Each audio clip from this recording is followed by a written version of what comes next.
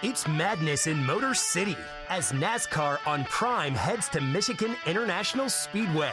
200 miles per hour feels even faster than it sounds. These white-knuckle, three-wide thrills bring us one of the fastest tracks in the Cup Series. So strap in and stream Michigan Sunday at 1:30 p.m. Eastern. NASCAR, it's on Prime. Ryan Reynolds here from Mint Mobile. I don't know if you knew this, but anyone can get the same premium wireless for $15 a month plan that I've been enjoying. It's not just for celebrities. So do like I did and have one of your assistants switch you to Mint Mobile today. I'm told it's super easy to do at mintmobile.com/switch. Upfront payment of $45 for 3-month plan, equivalent to $15 per month required. Intro rate first 3 months only, then full price plan options available. Taxes and fees extra. See full terms at mintmobile.com. Criminology is a true crime podcast that may contain discussion about violent or disturbing topics. Listener discretion is advised.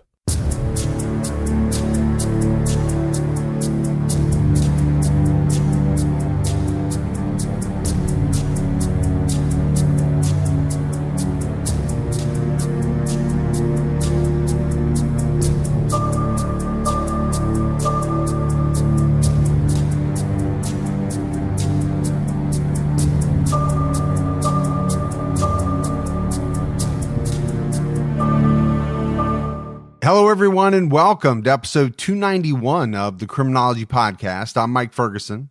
And this is Mike Morford. Mr. Morford, how you doing, buddy? I'm doing good. I'm trying to work through some gremlins with podcast recording, with appliances, with a little bit of everything right now, but trying to get through it. How about you?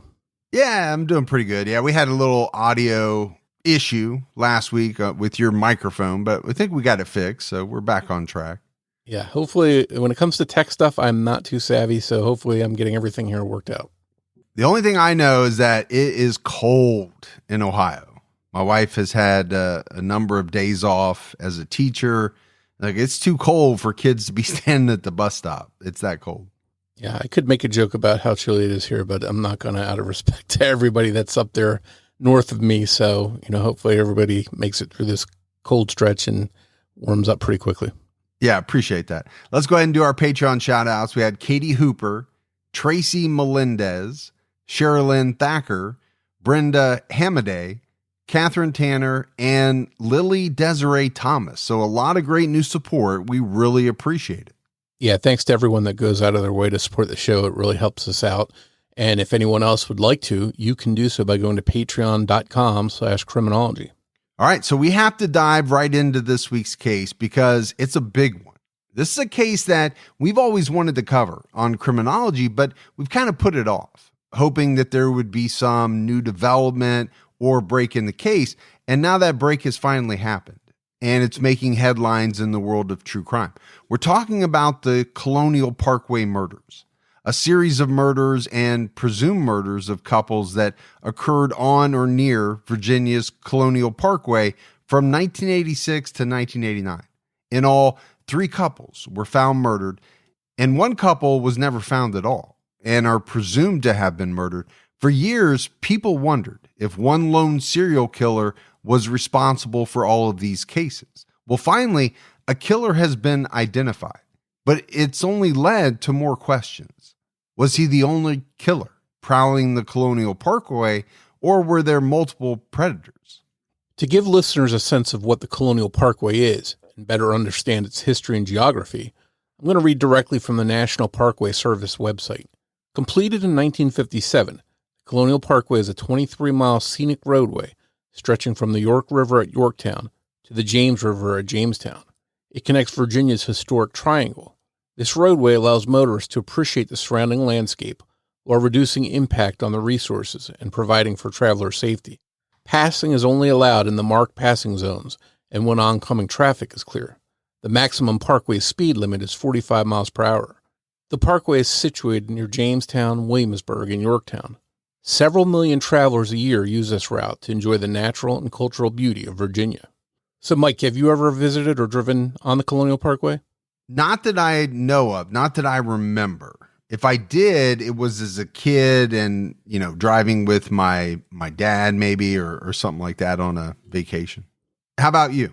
Yeah, I was there back in the 90s. I went there with my wife. We went down to check out the Williamsburg area and just see some of the historic sites and historic towns, Yorktown, Jamestown, Williamsburg, all those areas. And we drove that stretch of highway, and we went there during the day, and it was very quiet and very lonely. It was, I guess, is a good word. There wouldn't be many cars, and we walked down to a pond and just sort of were looking around, and I don't think we saw a car the entire time.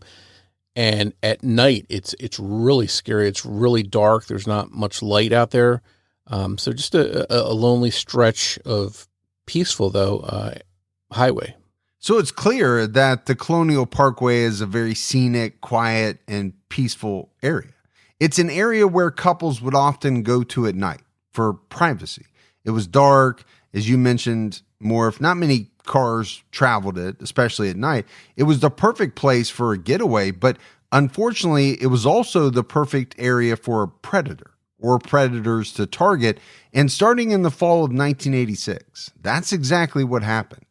On October 9th of that year, Kathleen Marion Thomas, called Kathy by those who knew her, and Rebecca Ann Dowski, called Becky by friends and family, became the first known victims of the Colonial Parkway murders.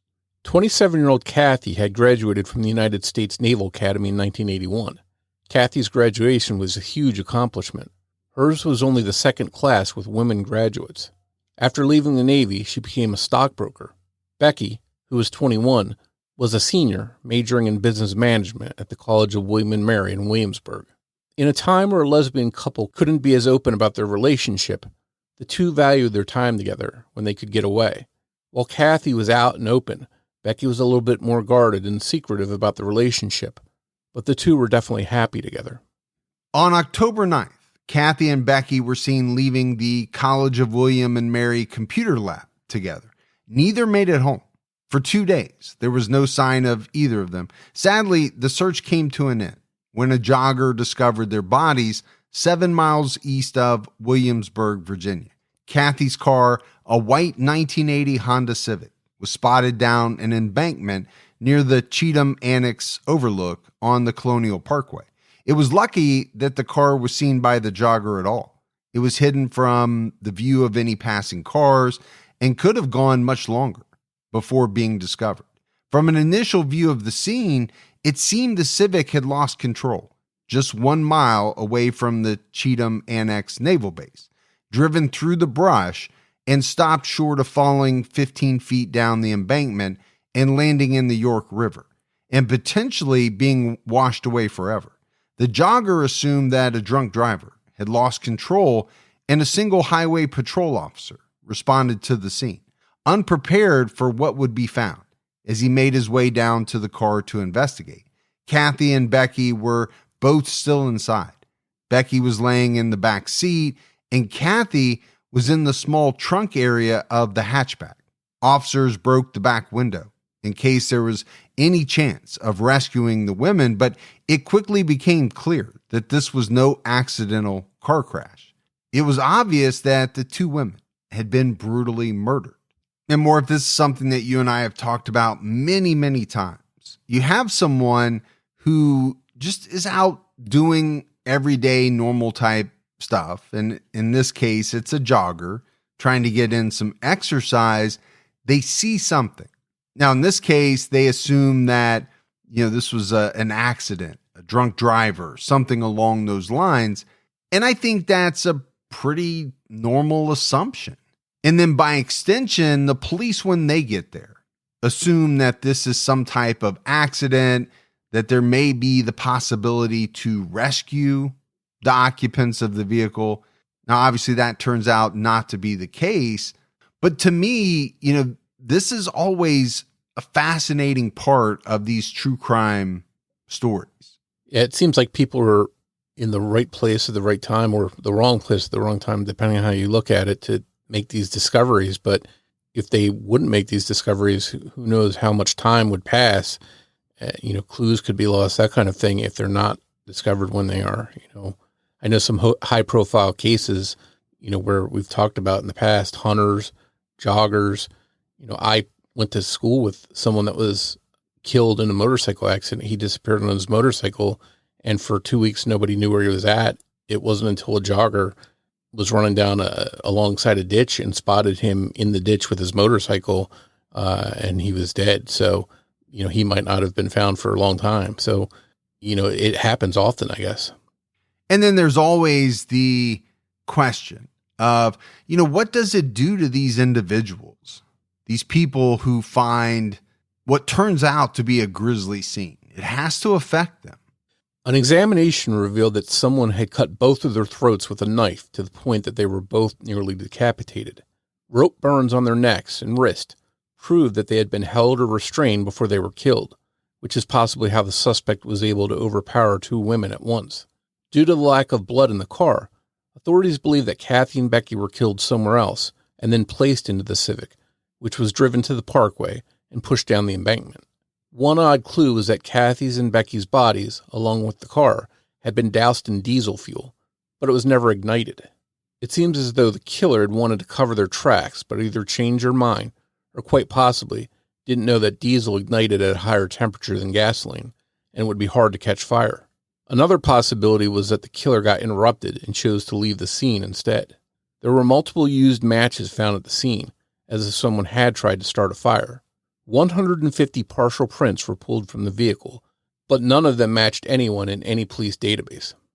One thing seemed clear to investigators early on, that this was not a robbery gone wrong because both Kathy's and Becky's purses were still inside the car under their seats, and Kathy's wallet was on the floor, opened. It was outside of her purse where she normally kept it. In addition, the car's glove box was open too.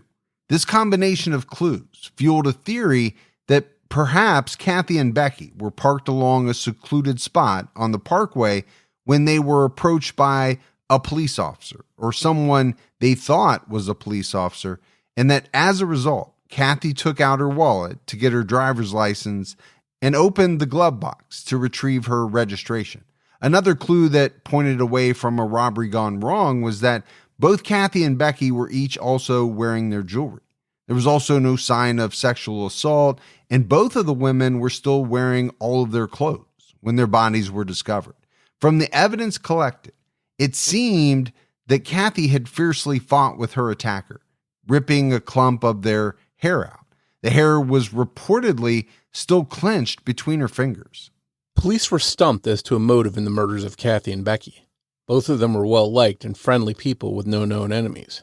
Police entertained the possibility that perhaps they were the victims of a hate crime, and that someone who didn't approve of a same-sex relationship had followed them out to the parkway and murdered them under the cover of darkness. But that was just a theory, and there was no solid evidence to back it up. With no solid leads, the case cooled off.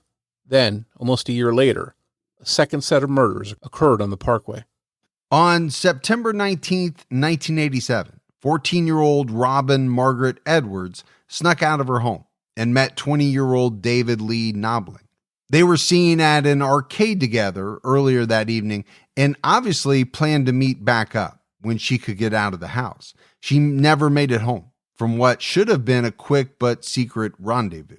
2 days later, on the 21st, David's truck, a black Ford Ranger, was found at a parking area next to the James River Bridge near the Ragged Island Wildlife Management Area by an Isle of Wight County Sheriff's deputy.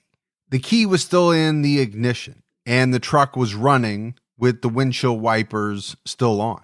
Music was playing from the radio. Both of the truck's doors had been left unlocked, and the driver's window had been rolled halfway down. Clothing and shoes from both David and Robin had been left inside.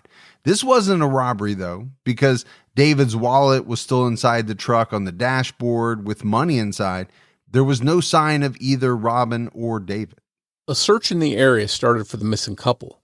Volunteers, including family members, combed the area. And sadly, on September 23rd, it was David's father who found their bodies in the Ragged Island Wildlife Refuge, about 100 feet away from each other on the south shore of the James River. They had been in the water and separately washed up on the beach during high tide. David had been shot twice from behind, once in the shoulder and once in the head.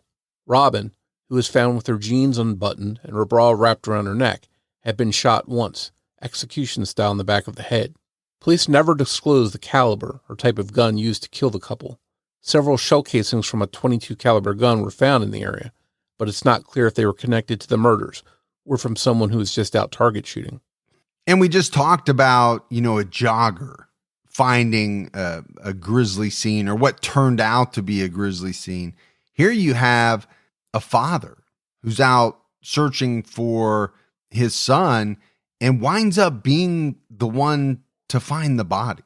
Bad enough to be notified that, your son or daughter is dead, was murdered, but to actually be the one to find them, that would be excruciating. Yeah, that's no doubt something that was etched in his mind for the rest of his life. And, as a parent, you never want to think of your child dying before you, but especially in this manner. So can't imagine what he went through. Authorities believe that as the suspect forced the pair to walk through the marshland, David ran from their killer, accounting for the one stray shot to the shoulder.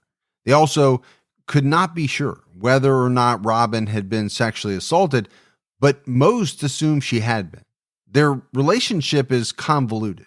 Most media accounts call them boyfriend and girlfriend, despite their age difference, and the fact that David had a different girlfriend who was pregnant at the time. Though the medical examiner, when looking at Robin's body, could tell that sexual activity occurred the night she was killed, the technology was not considered advanced enough to tell whether it was consensual or whether it was with David or not. It's still not known how or why David and Robin ended up on Ragged Island alone, but it seems possible they were looking for a secluded spot to be alone together. Though 11 months had gone by and there was both a 30-minute drive and the James River separating them, the authorities began to suspect that Dave and Robin's murders could very well be connected to Kathy's and Becky's. The similarities were clear. A brutal and senseless double murder on a Lover's Lane type area with no sign of robbery. But the methods were different. Someone had pushed Kathy's car into a ravine and tried to burn it, with Kathy and Becky inside, while David's truck was found out in the open, and he and Robin's bodies were found outside of the car. Despite the key differences, investigators thought that in all likelihood, the cases were related. David's truck was returned to his family before it was taken in for evidence collection, so some prints or other potential evidence may have been destroyed. Like Kathy and Becky's families, David's and Robin's families were left waiting for answers. But before any would come, another shocking mystery involving a couple along the Colonial Parkway would unfold. And this seems like a pretty big blunder to me on the part of police to return this truck to the family before, it was taken in for any type of evidence collection. Yeah, I know it's hindsight is 2020, they say, but you would think or expect, I would anyway, that they would keep that truck in evidence someplace, not knowing down the road if they're going to need to examine it or what other technologies might come along, such as DNA. Obviously, DNA was in its infancy at that point, but, you never know in law enforcement what tools will be available down the road. So you want to save as much evidence as possible. So I'm a little surprised that they didn't keep the truck in evidence. Or at the very least, completely, go through it, collect everything, dust it, take all the prints. I mean, you'd have to say that was a major mistake. On April 9th, 1988, 20-year-old Richard Keith Call, who everyone called Keith, drove from Newport News, Virginia to Grafton, about 7 miles away, to pick up 18-year-old Cassandra Lee Haley for their first date. Keith pulled up to her family's house in his red 1982 Toyota Celica and whisked her off to a movie and then to a party in Newport News near University Square, near Christopher Newport University, where they were both students. After around 1:30 a.m. on the 10th, they vanished. Cassandra was never dropped off back at home, and Keith never showed back up to tell anyone how his big date, his first date since breaking up with his girlfriend of 4 years, went. Both of their families were immediately concerned. At 5 a.m., someone spotted Keith Celica parked at the York River Overlook on the Colonial Parkway. This area in Yorktown was about 40 minutes away from Christopher Newport University. 2 hours later, when the car was still parked there in the same spot, someone called and reported it to the authorities. Officers responded and found the keys to the Celica were on the driver's seat. A pair of glasses and a watch had been placed on the dashboard. Clothes from both Keith and Cassandra, including their underwear, were still in the car. Cassandra's purse was in the back seat with Keith's wallet, which still had $12 in it. But Cassandra's wallet was missing. There was no sign of the couple. Police brought in dogs to try and track their scent, but it ended at the shoreline. At first, investigators thought the two had decided to skinny dip and ended up drowning, so they turned their search to the York River, but nothing was ever found. It's unlikely that the pair went skinny dipping that night in 40-degree waters, or that they would have entered the water by climbing down such a high embankment just 1 mile from an actual beach. To police, it was more likely that just like David and Robin, someone had forced them to walk in the dark. Keith and Cassandra have never been found, but due to the location where Keith's car was found, just 3 miles from where Kathy and Becky were found murdered, and due to the similarities with how Keith's car and David's truck were found, many believe these cases are all linked, and Keith and Cassandra's disappearance wouldn't be the last tragic event along the parkway. So you can see the similarities in this one with the others that we've talked about. I think one of the differences being that Cassandra's wallet was missing, but you don't know exactly why that was or how that ended up. I do have to agree with the investigators, their ultimate finding that it was very unlikely that these two individuals, walked down an embankment to go skinny dipping in 40-degree water. I just don't know how many people would do that. That's very cold.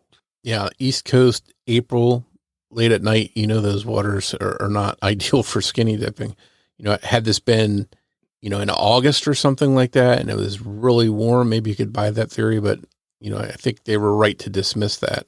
And I think it's frustrating here because we talked about in the last search, the victim's father was the one to find him. Here you've got this big search taking place, but they never find any sign of them. So there's, frustration the opposite way is, they'd like to find them and they never did.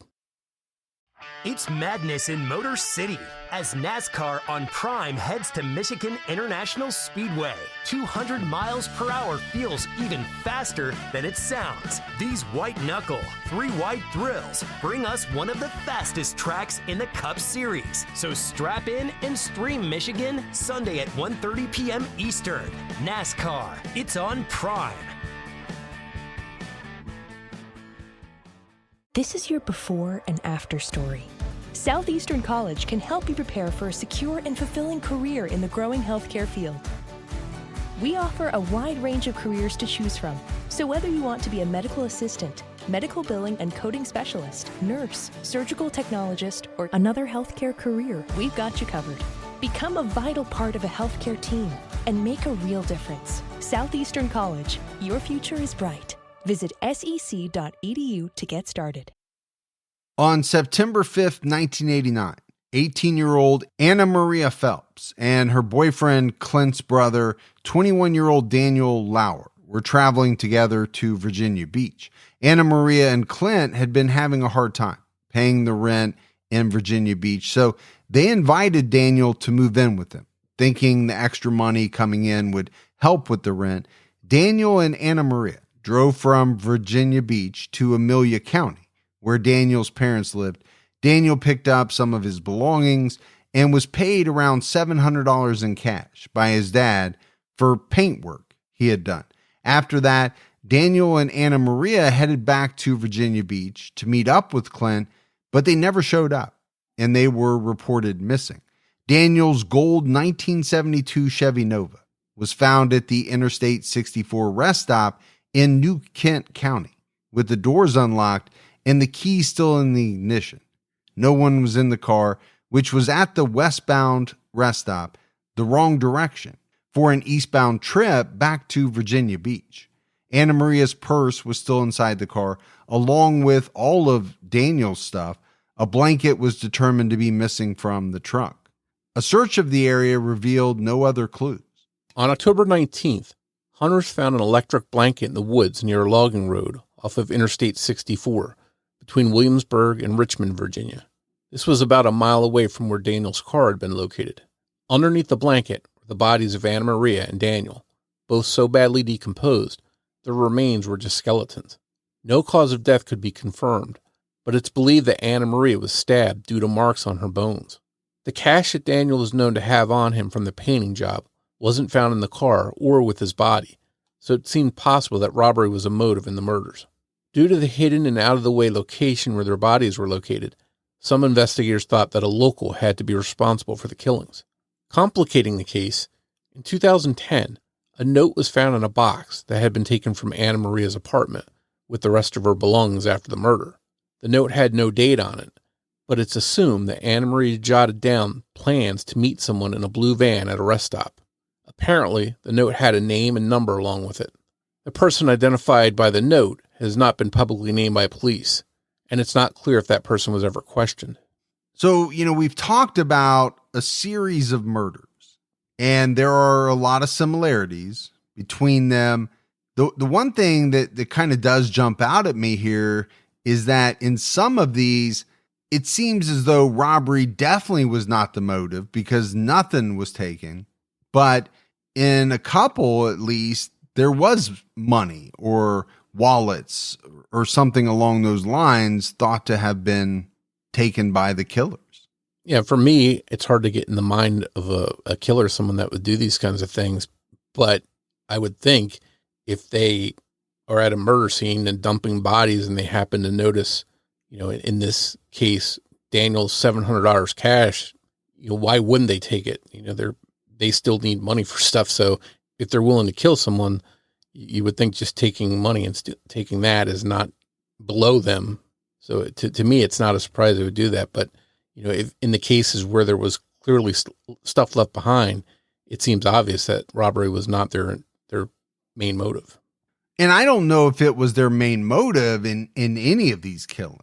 And maybe it's just, they had more time or felt more comfortable in some of these situations, and others, they were more rushed and therefore weren't thinking about that part, looking for money. I'm not sure, but I do think it's something important to bring up.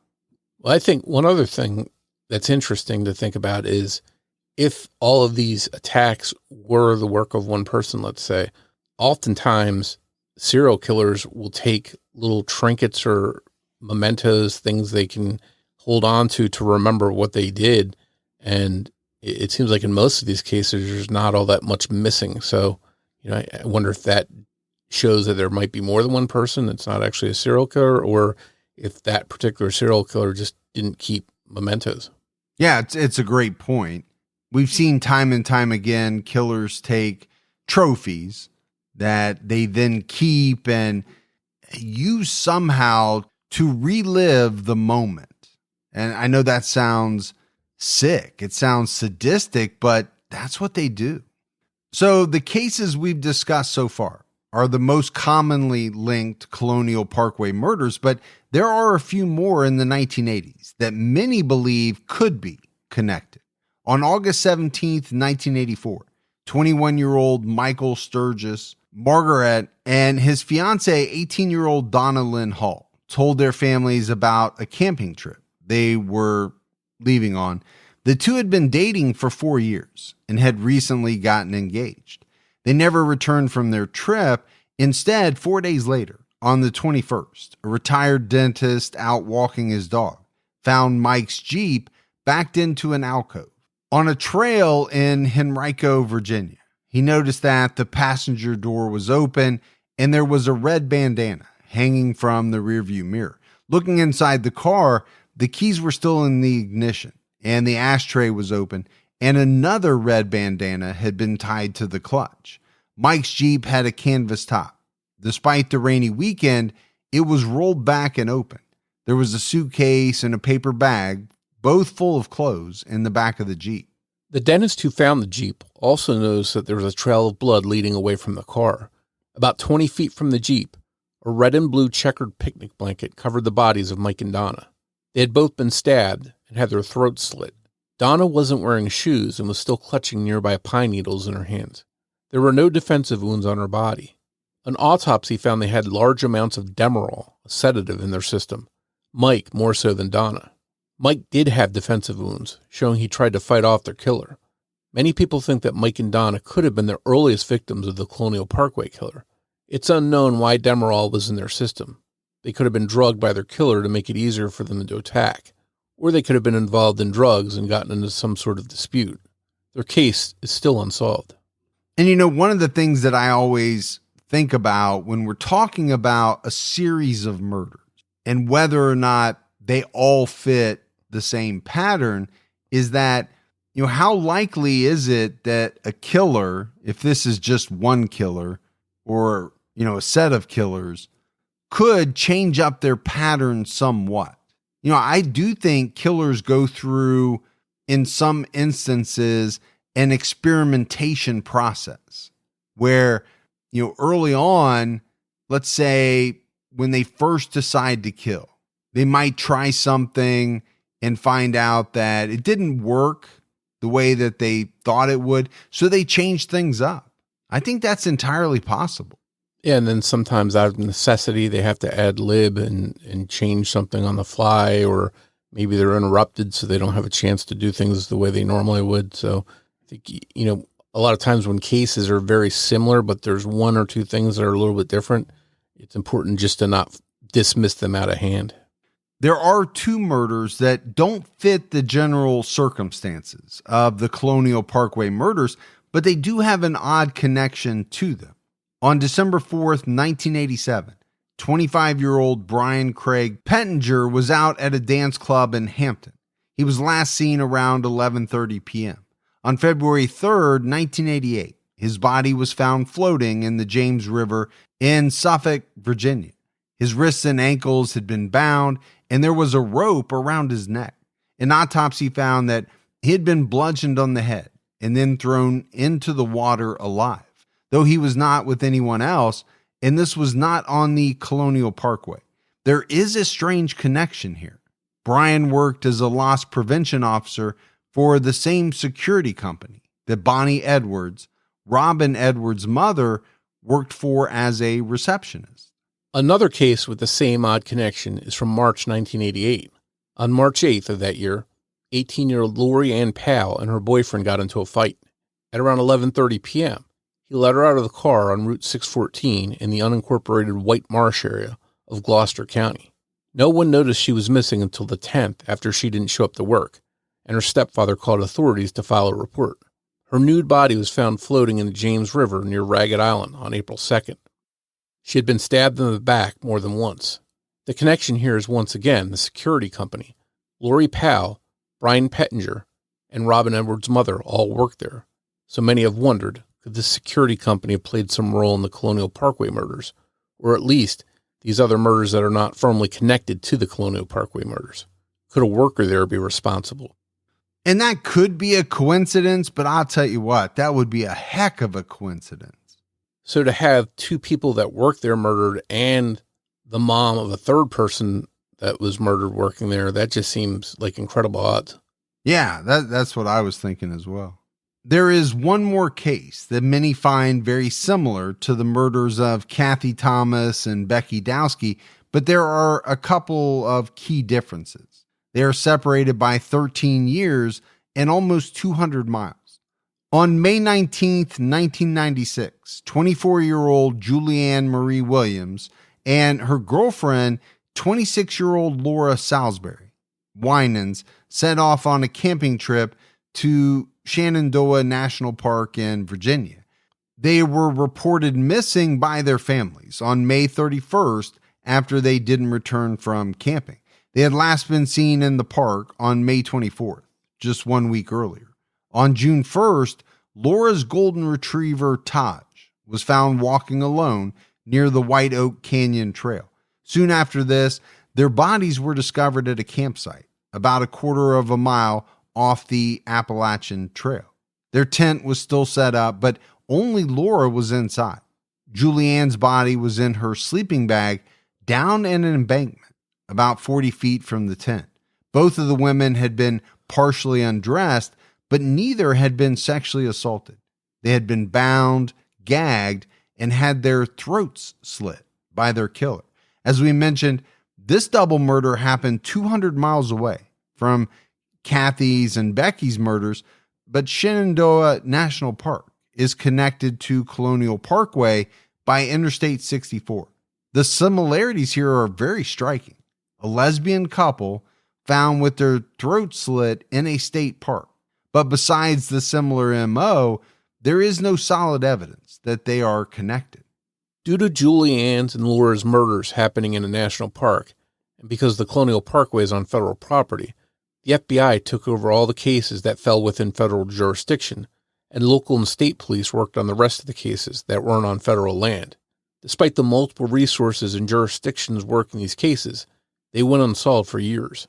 In 2009, it was discovered that crime scene photos from the Colonial Parkway murders were being used as part of training material by a retired FBI photographer and had been leaked to the public. 78 crime scene photos, some in color and some in black and white, were leaked, including photos of the victims' wounds. Outrage from the families was met with a renewed promise to investigate the cases. Despite the assurances from authorities, the victims' families would have to wait for over a decade before they got any kind of answers. Finally, in early January 2024, authorities announced that Alan Wade Wilmer, Sr., had been linked to the murders of David Knobling and Robin Edwards by forensic evidence, namely DNA. He had also been linked to a murder that was not related to the Colonial Parkway murders, that of Teresa Lynn Spa Howe. Her murder happened only 2 months before Anna Marie Phelps and Daniel Lauer had been killed. On July 1st, 1989, 29-year-old Teresa Lynn Spa Howe vanished after a night at the Zodiac Club on East Mercury Boulevard in Hampton, Virginia, which no longer exists. She was last seen at the club around 2:30 in the morning. At 10:10 a.m. the same day, her body was found by construction workers on Butler Farm Road as they cleared land in the woods. First, her clothing was found, then her body. She had been sexually assaulted and strangled. She was not identified until July 4th, after she was reported missing in York County. A statement to the press read by Teresa's family noted, "We would like to express our gratitude to all investigators involved in the investigation of Terry's death. Their dedication, relentless efforts, and evolving technology has brought us closure that we sought over the last 34 years. Apparently, investigators over the years had submitted a DNA profile from the Knobling-Edwards murder and Teresa's murder to CODIS, but they didn't match anyone who was on file. But they could see that DNA in both cases matched each other, and that DNA belonged to Alan Wade Wilmer Sr. Yeah, one thing I find interesting is that it seems that investigators for some time have known that Teresa Howe's murderer was also responsible for the murders of David Knobling and Robin Edwards. They knew that by the DNA link, even though they didn't have a name for the suspect. But they never released that until they announced Wilmer's name recently. So I thought that was interesting that they wouldn't come out sooner and say, hey, we have a lead that the person that killed this couple in the Colonial Parkway murders also killed Teresa Howe. Well, I think it's one of the things that we see in a lot of these cases where police have a ton of information, much of which is never released to the public, right? They have to go through that process of making the decision of what to release, what to hold back. And maybe they thought that they would scare away this individual if that connection was made. Because you have to think that this killer was in some way feeling pretty good about their chances of getting away with all of this. A number of years have passed. But as we've seen, DNA is amazing. And as the technology advances, they've been able to do so much more with it. And it's helping to solve cases. And it could be they didn't want that link made because they didn't want the killer known that they had connected these cases, because there's investigative leads they can do to see if there's any links, that kind of thing. So they didn't want to tip their hand that they had another murder connected to this person. So that could be why they never went public with that link. Yeah, I think there's always a reason Whether or not people think it's a valid reason, that's something that is often debated. And I think one more interesting thing is that although he was responsible for the murders of David Knobling and Robin Edwards in the Colonial Parkway murders and of Teresa Lynn Spall-Howe, her case is a lot different. You know, she was at a nightclub, the last place she was known to be. They were parked out in a secluded area on the Colonial Parkway. So one killer, but the crimes seem a lot different from each other. So who was this accused killer Wilmer? Alan Wade Wilmer Sr., who went by the nickname Pokey, died on December 15, 2017 at his home in Northern Neck. He was 63 years old. A new review of the cases has led to the rediscovery of information and witness statements that helped narrow down a potential suspect list. Wilmer was one of the few that could not be ruled out. Authorities were able to obtain a DNA sample, even though he had been dead for years. They still haven't quite said how, but a DNA match was confirmed in June 2023 by the Virginia Department of Forensic Science. According to one article on WAVY.com News, Wilmer died alone and was not found for some time. Apparently, DNA testing was needed to positively identify Wilmer's body after his death, due to the state of decomposition when he was eventually found, about a month after he died from unknown causes. Corinne Geller, a spokeswoman for the Virginia State Police, said at a news conference, "If Alan Wilmer Sr. was alive today, he would be charged in all three of these homicides. The murders were linked definitively through a DNA match years before authorities were able to put a name to the sample. Because Wilmer had never been convicted of any felonies, there was no DNA on file for him, so no match could be obtained via any law enforcement database. At the time of the murders, Alan Wilmer worked as a fisherman. He had his own small wooden commercial boat named Denny Wade, which he lived on at the time of the murders. He was known to dock in Gloucester and Middlesex counties, as well as around the northern neck of Virginia. Wilmer also had his own landscaping company called Better Tree Service. It's also known that Wilmer liked to hunt. He was a member of a hunting club somewhere in the Middle Peninsula region. His truck, which had been called Distinctive, was a blue 1966 Dodge Fargo with a custom Virginia license plate reading EM-RAW. But he was known to drive multiple vehicles, including a van, a white pickup truck, and a silver 1989 Ford F-150. According to author Blaine Pardoe at blainepardoe.wordpress.com, Wilmer was known at the time to be something of a peeping Tom to couples parked on lovers' lanes along the Colonial Parkway. Of the men usually causing trouble on the parkway, Wilmer was described as more aggressive. He would actually go right up to couples and confront them.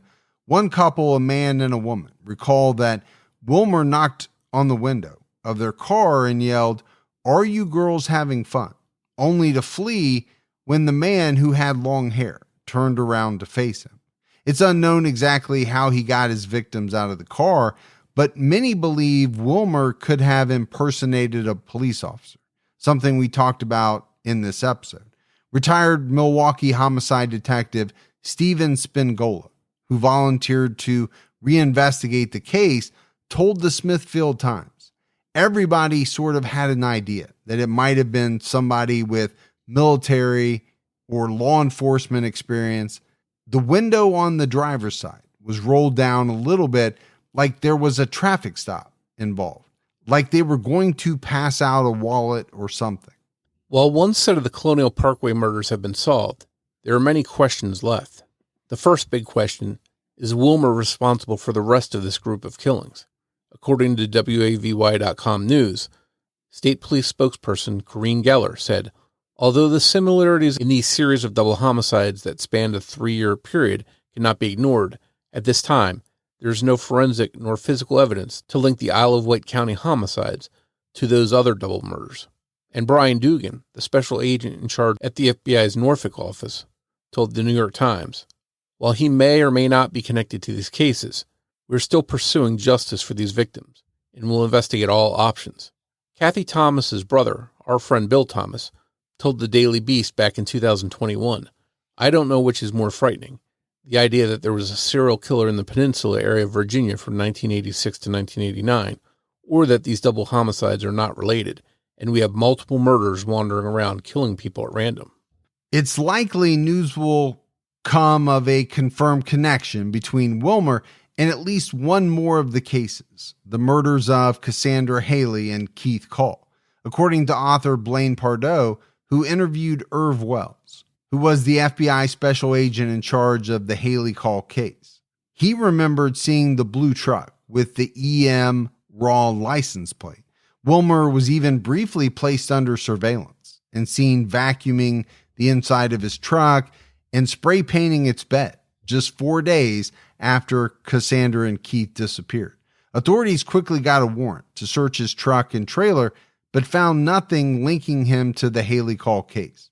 They did find a gun, a stash of pornography, and at least one pair of handcuffs.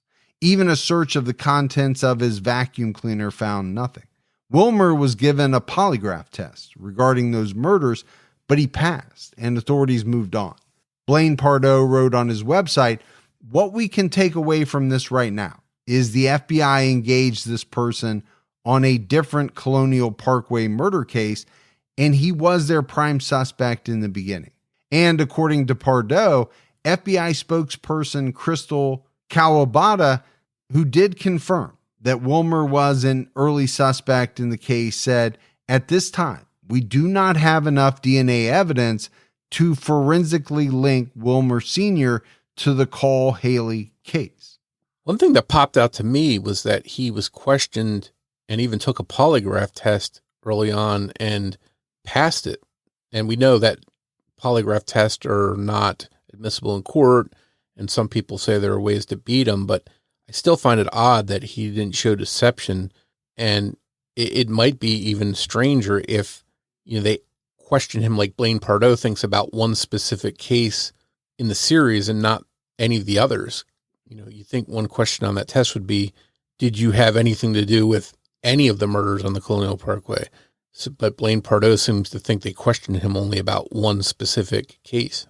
Yeah, I just don't know how much stock to put in the passing of a polygraph, but it is very interesting that they had this guy on their radar. According to Pardoe, he was like their main suspect. They just didn't have enough evidence to link him. I think all this information and the fact that Wilmer was on police radar early on, while not exactly surprising, still feels shockingly sad.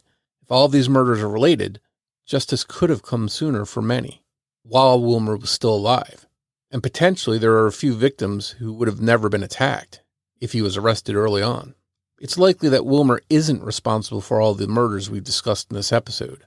In fact, in 2004, DNA from the murders of Julie and Laura in the Shenandoah National Park got a hit.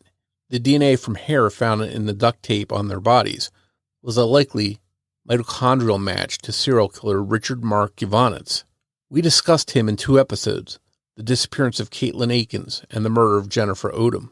Richard Mark Givanitz abducted and killed 3 young girls, including 2 sisters who got off of separate school buses on the same day in Spotsylvania County, Virginia in 1996 and 1997. These murders remained unsolved until 2002, when he abducted yet another girl in Columbia, South Carolina. She was held captive in his apartment, but escaped when he fell asleep. Amazingly, she was able to take investigators back to the apartment. He had already woken up, found her missing, and fled. Evidence at the apartment, fibers from handcuffs and bath mats, matched fibers found in the Spotsylvania cases. Givanitz was found in Florida after he called his sister, begging her to meet him. She immediately called the police and gave them his location. After a pursuit, he took his own life with his gun. There was a handprint from one of the girls killed in Spotsylvania County on the inside of the trunk of the car he was found in. If his DNA is a match in the double murder of Julie and Laura in the Shenandoah National Park, it makes sense that he could be responsible for the murders of Kathy and Becky. If Alan Wilmer Sr. is responsible for the murders of Robin and David and was a suspect in the disappearance of Cassandra and Keith, it makes sense that he could be responsible for their murders too. It would also make sense that he could be responsible for the killing of Anna Maria and Daniel and Mike Sturgis and Donna Lynn Hall. The murder of Teresa Howe makes it seem possible that Wilmer could be responsible for Lori Ann Powell's murder, the female victim who worked at the security company. If you recall, we mentioned a few connections between the Colonial Parkway murders and that security company, although it's not clear what, if any, connection Wilmer had to it. More questions about Wilmer remain. Namely, does he have other victims out there? The revelation that Wilmer was a killer who owned his own boat leads many to wonder whether there are unsolved murders in other areas he may be responsible for. There could even be a few missing persons cases out there where the victim was dumped in the water somewhere along one of his routes. Also, some people wonder, did Wilmer act alone? His brother, Keith Wilmer, was once a suspect in a murder, too. 24-year-old Mary Kaiser Harding was reported missing from Lancaster County on August 23, 1985. On the 27th, her body was found in the Rappahannock River, just off the coast of Belle Isle. She was nude and had been weighed down by a brick tied to a rope, which was tied around her neck. A thick chain was wrapped around her leg and then secured to the same rope. Keith Wilmer, the husband of one of Mary's co-workers at the Bank of Lancaster, took a polygraph just like Alan Wilmer Sr. did. The results were inconclusive. Also, like his brother, a search by authorities found nothing linking him to the murder, not in his house, his truck, or his boat. Keith Wilmer was a waterman, just like Alan.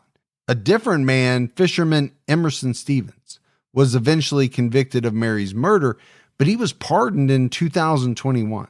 And officially, her murder is still unsolved.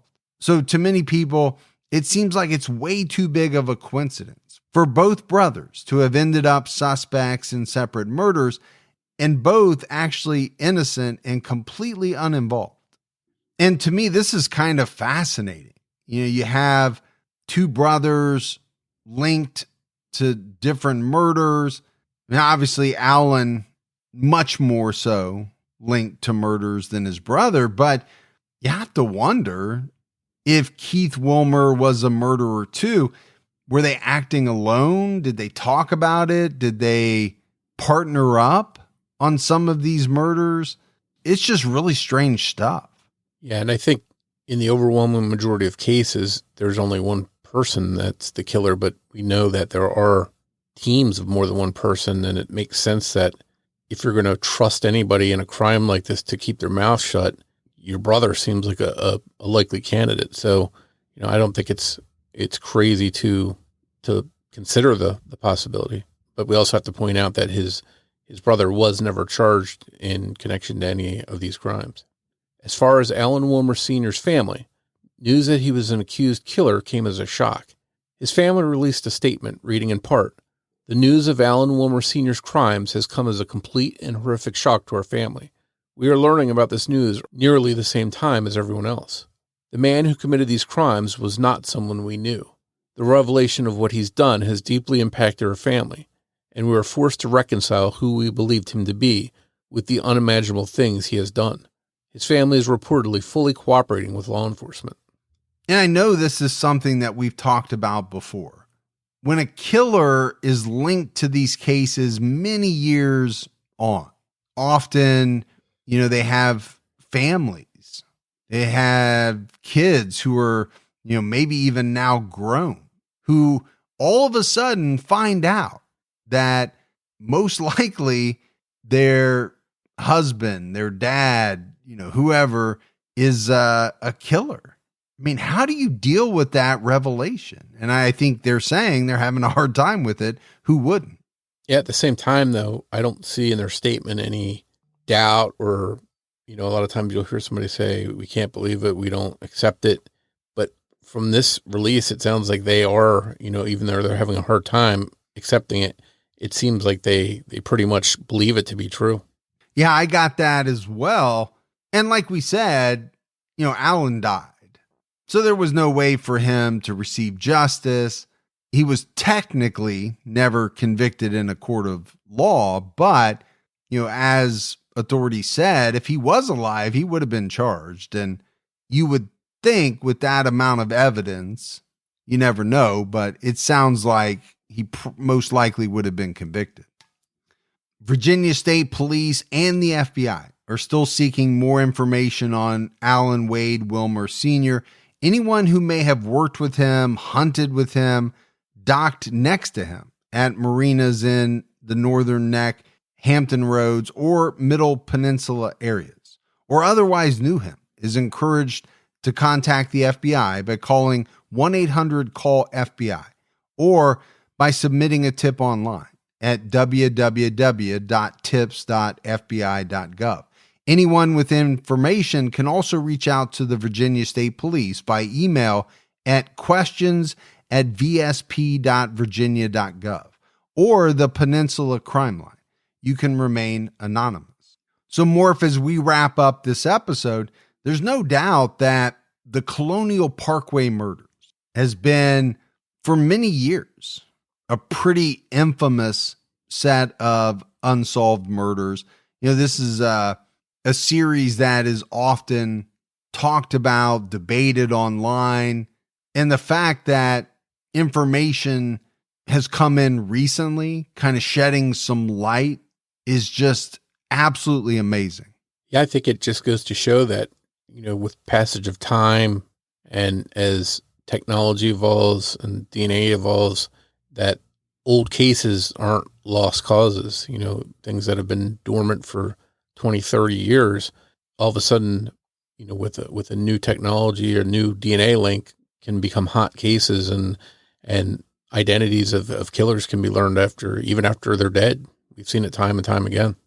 And like I've always thought, if you're a killer out there who has thought that you've gotten away with a murder or multiple murders for many, many years, at this point in time, you can't be sleeping all that easily. Reading about how this new technology is solving crimes, you have to be looking over your shoulder, fearing that knock on the door, fearing that the authorities are going to eventually learn your identity and they're going to come for you. Now, a lot of these cases are so old that the perpetrators may be deceased, just like Al and Wilmer's. But for those that are still alive, they can't be resting all that easy. Yeah, and I think this is, as good as it is to be able to identify these killers, it's welcome news by the families of these victims, because for these victims that were linked through DNA to Wilmer, they have some answers now. But I feel for the other families that still don't know for sure if he's connected to their cases or not, if there's not evidence to link them, that question might always be there. Is he responsible, or is there another predator out there that's gotten away with it up to this point? And I think one of the really scary things is that it does seem as though there were multiple predators operating in and around this area around the same time frame. That's just a scary thought, that you can have so many bad individuals intent on doing others harm just kind of roaming around the area. Yeah, and as we mentioned, Bill Thomas said it in one of those quotes that he didn't know what was scarier, if there was one lone person causing all this carnage or there were multiple people. Either way, it's a frightening scenario. We mentioned Kathy Thomas's brother Bill in this episode. He's been a longtime friend of ours, as well as a wonderful advocate for the Colonial Parkway Murders case and their families. If you want to learn more about this case from Bill, be sure to check out his website, colonialparkwaymurders.com, or listen to his podcast, Mind Over Murder. Yeah, we've met Bill a number of times. I've always been extremely impressed with him. He is an impressive guy. Yeah, and he really knows this case inside and out, and he's done a wonderful job getting that information out there. So I hope, for his family and for the rest of these families, they all get some of the answers that a couple of these families have gotten so far. That's it for our episode on the Colonial Parkway Murders. I think this is another one, Morph, where we're still going to have to keep an eye on it. There's going to be more information that comes out. But if you love the show, please make sure go out, if you haven't already, and give us a 5-star rating. You can leave a review. Also, keep telling your friends. Word of mouth about the Criminology podcast is huge. If you want to find us on social media, we're on X with the handle @CriminologyPod. You can also find us on Facebook at facebook.com/CriminologyPodcast. And you can join our Facebook discussion group, Criminology Podcast Discussion and Fans. So that's it for another episode of Criminology, but Morf and I will be back with all of you next Saturday night with a brand new episode. So until then, for Mike and Morf, we'll talk to you next week. Take care, everyone.